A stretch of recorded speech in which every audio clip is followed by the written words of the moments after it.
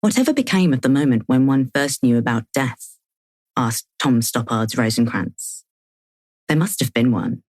A moment, in childhood, when it first occurred to you that you don't go on forever. Must have been shattering, stamped into one's memory. And yet, I can't remember it. Can you? It just seemed to seep in, right? Nobody delivered the news directly. There was no memo. You didn't get the talk. It arrived by osmosis, through overheard conversations and fairy stories, which gently reinforced every time someone got flattened in a cartoon or fell into hot lava in a video game. Then unhelpfully retracted when the cartoon character popped back into three-dimensional life and the video game hero regenerated as good as new on account of your having 10 lives left. But we still saw it as a death when it happened, and knew full well, thanks to a trail of dead pets and grandparents, that we ourselves only had one life left.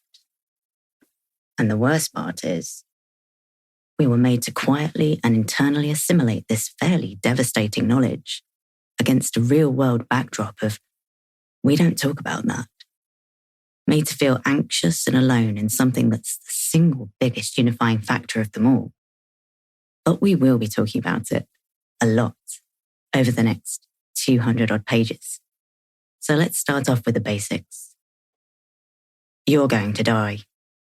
That's not meant as a threat, by the way, just establishing a premise. It's an obvious fact, but oft forgotten.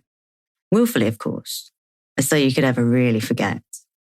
But death is fairly absent from everyday life, kept at bay with a deft society-wide cognitive dissonance that allows us to both know this visceral information and yet somehow concurrently not know it. What is first consumed and filtered through the unreality of television, films, and games ends up being something that can't happen in reality either. Even death in the actual news seems irrelevant to us. Something that happens elsewhere, to someone else, in murder scenes, hospitals, and war zones. Not to us in our freshly hoovered semi-detached house. Perish the thought. We imagine that we can somehow invoke it by signing up for a funeral plan or writing a will. Best to ignore it and hope it bypasses us, like a squirrel that believes by staying perfectly still it becomes invisible. We decide that it can't happen if we don't think about it.